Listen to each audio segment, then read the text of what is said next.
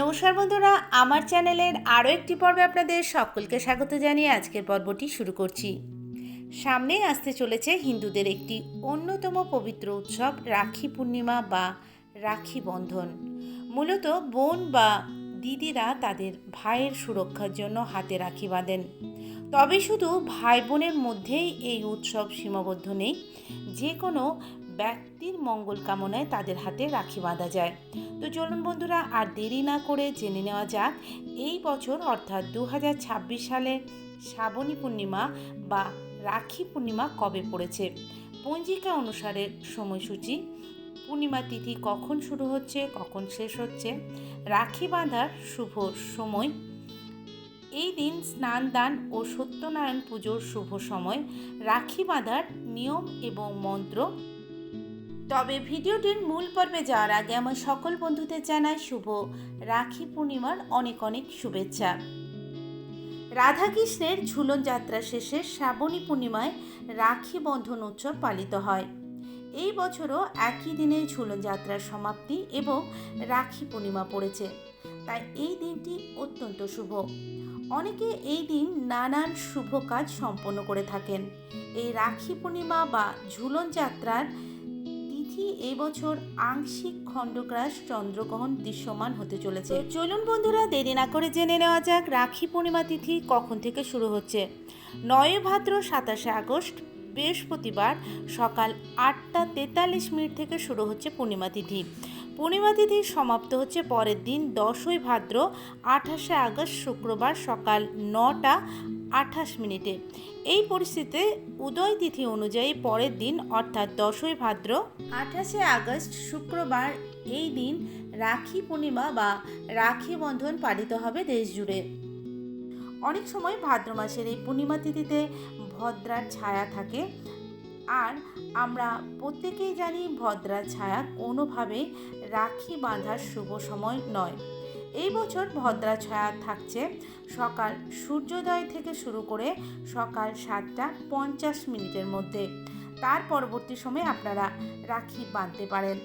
রাখি বাঁধার শুভ সময় কি থাকছে তা আমরা জানবো, তবে তার আগে জেনে নেওয়া যাক যে রাখি বাঁধার জন্য কি নিয়ম রয়েছে, আর সেই সাথে জেনে নেব ভাইয়ের মঙ্গল কামনায় রাখি বাঁধার সময় আপনারা কি মন্ত্র উচ্চারণ করবেন।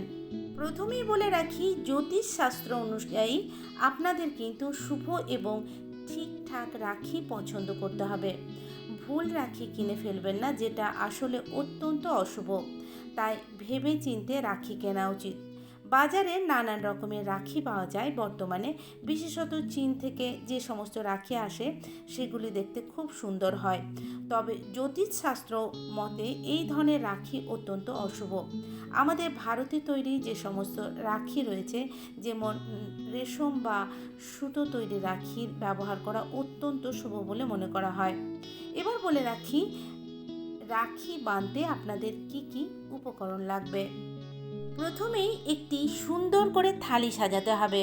থালিটি নিয়ে আপনারা তার উপরে রাখবেন রাখি, প্রদীপ, সিঁদুর, অক্ষত মানে অখণ্ড চাল, চন্দন, সুস্বাদু মিষ্টি এবং আপনারা যদি ভাইয়ের জন্য কোনো উপহার রাখেন সেই উপহার, আর সাথে 1 গ্লাস জল।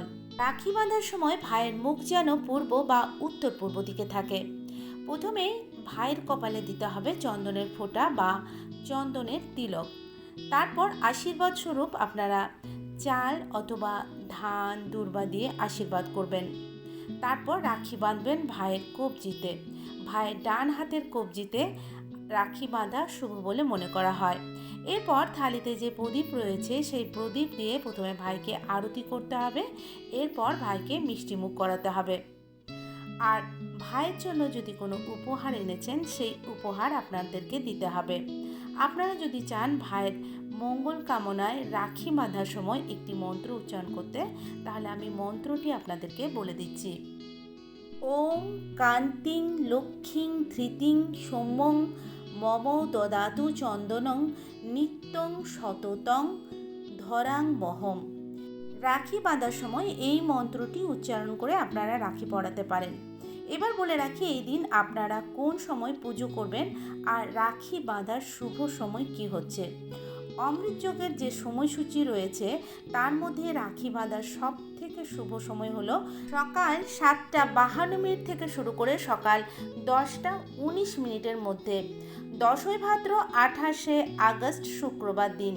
এই দিন আপনারা যদি সত্যনারায়ণ পুজো করতে চান, সত্যনারায়ণ পুজোর জন্য বা অন্যান্য পূর্ণিমার জন্য যে পুজো রয়েছে তার শুভ সময় থাকছে সকাল 7:52 থেকে শুরু করে দুপুর 2:23 মধ্যে। আর যদি আপনারা আগের দিন অর্থাৎ সন্ধ্যার প্রদোষকালে সত্যনারায়ণ পুজো করতে চান, প্রদোষকালে সন্ধ্যায় সত্যনারায়ণ পুজোর সময় থাকছে সন্ধ্যা 5:59 থেকে শুরু করে রাত্রি 7:35 মধ্যে।